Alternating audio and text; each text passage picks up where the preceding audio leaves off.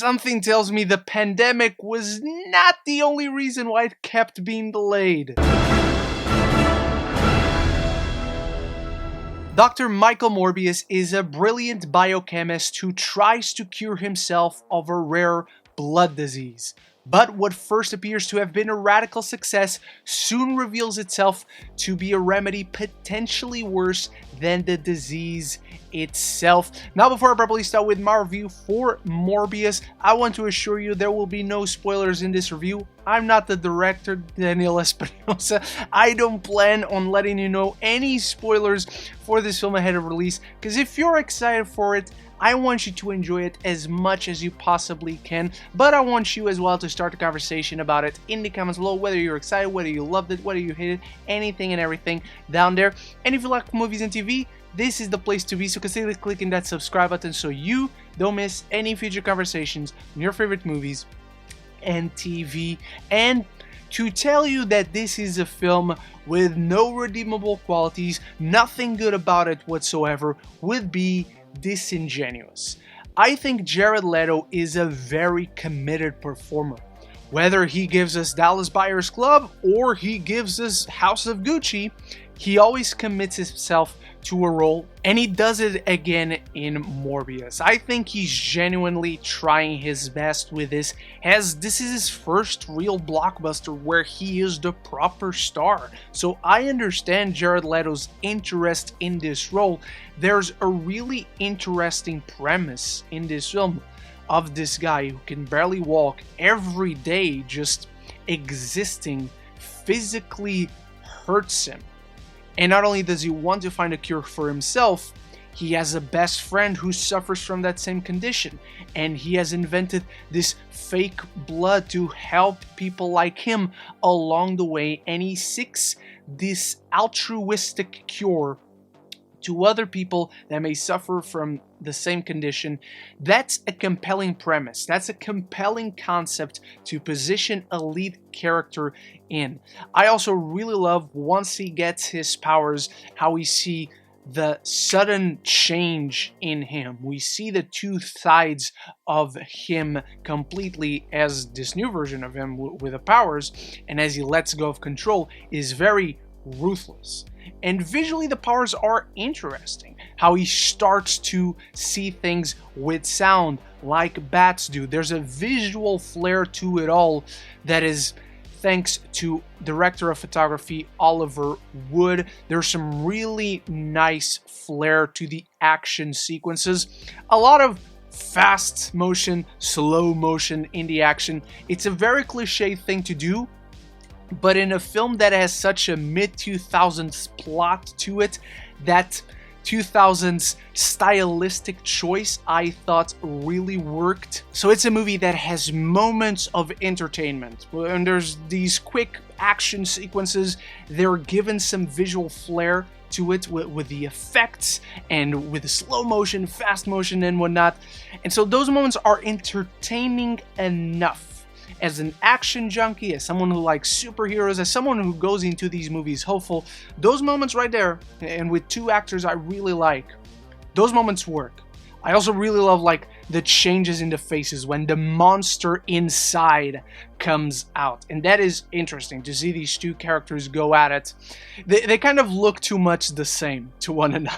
Like, if Matt Smith turns into the vampire and then Jared Leto turns into the vampire, they look too much like the same guy. But I still like that. I like the characters letting their inner beast out. That's interesting. And that's where we stop, unfortunately. The movie just feels like a conveyor belt product that Sony put out, not knowing exactly what it wants to do with it, not knowing exactly where it wants to go after this. This is a film that is clearly set in the Venom universe. There's a Venom reference you've seen in the trailers. Venom. I'm just kidding, it's Dr. Michael Morbius at your service. That reference is in this film. Everything else, however, is not. The only connection we have is Venom. But as a movie itself, it's just the most bland, generic piece of media you'll see in a long time. I'm genuinely telling you that throughout watching this film, I had to keep reminding myself what movie I was watching.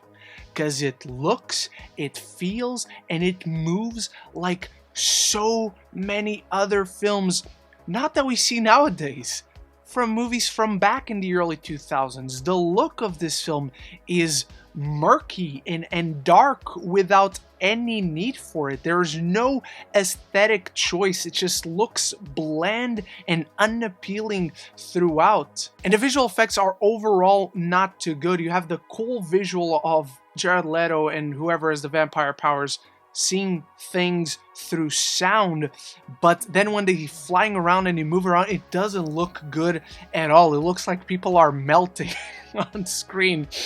And so it's visually frustrating to watch this film.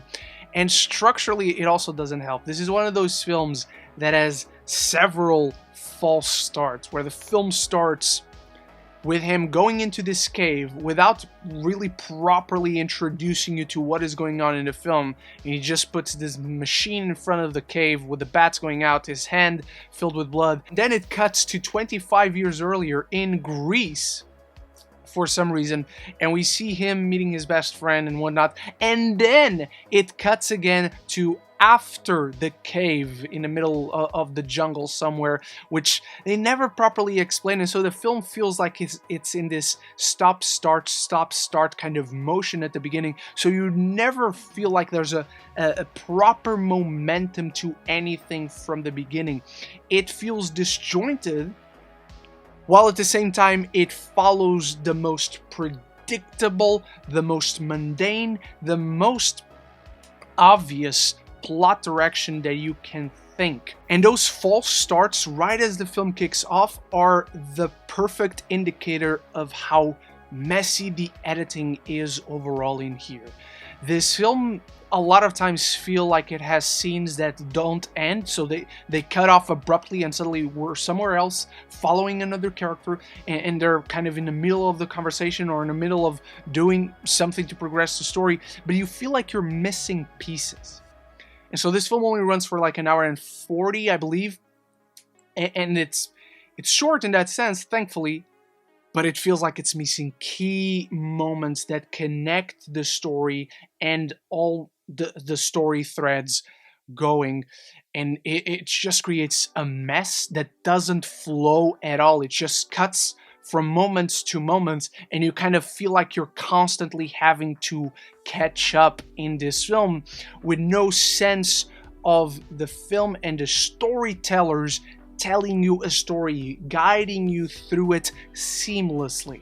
And the confusing aspects don't end just there. When it comes to the sound, this film has some baffling sound mixing choices, where characters feel like they come from the Eobard school of whispering every time they talk, but then the music is booming, and so there's not a really good leveling of how the sound is mixed. The sound of dialogue, the ambience sound, the sound from the score, it's just all not very well mixed.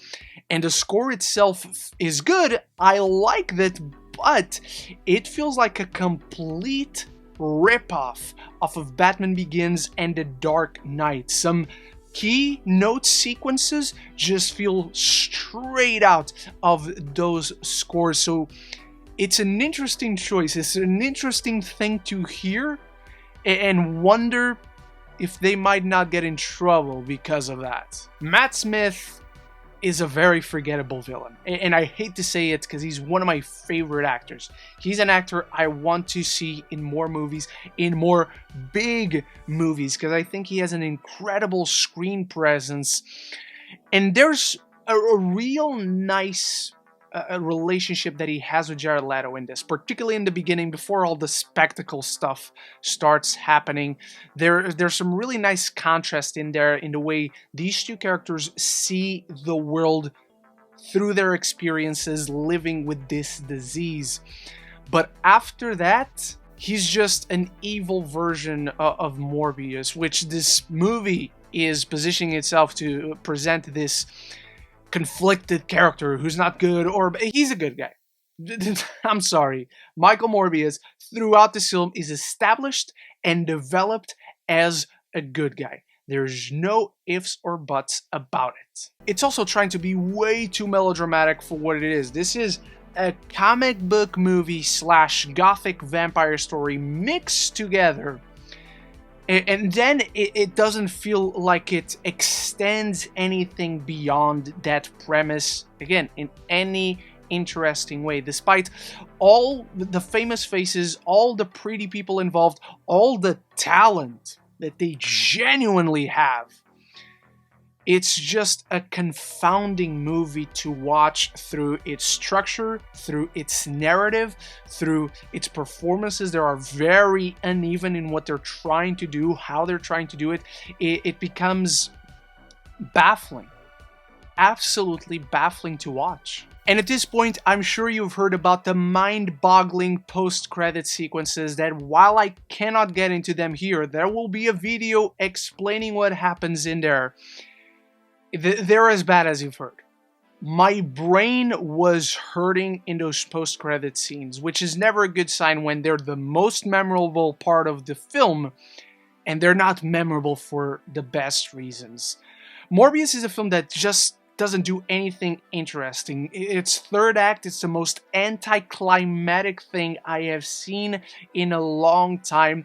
I barely remember how it ends. It's a film that feels mercifully short, while at the same time misses key scenes in its storytelling that just leave these dangling threads throughout the film that are infuriating for someone who's trying to follow along any basic kind of a story. While Matt Smith gloriously hams up the place every time he's on screen, and there is some genuine flair to the action sequences, Morbius cannot be saved from its bad plotting, messy CGI, confusing editing, and one of the worst sound mixes I have heard in a while. It's a film that only results in absolute incoherence. I'm giving Morbius a D. But those are only my thoughts on Morbius. Unfortunately, it didn't work for me, but I hope it works for you, so let me know your thoughts about it in the comments below. Thank you so much for watching. Thank you to my channel members Bruna and Stuart for making this video possible, and if you like what you saw here, make sure to click the subscribe button so you don't miss any future conversation on your favorite movies and TV. I'll be back very soon with the post-credit scenes explained for this film, and Moon Knight reviews already up on the channel. There's a spoiler-free review right here for all 4 episodes that I've seen, and a spoiler review discussing the first episode, which is now streaming on Disney+. I hope to see you on those and on any other future video. So until the next one, love each other and love the movies.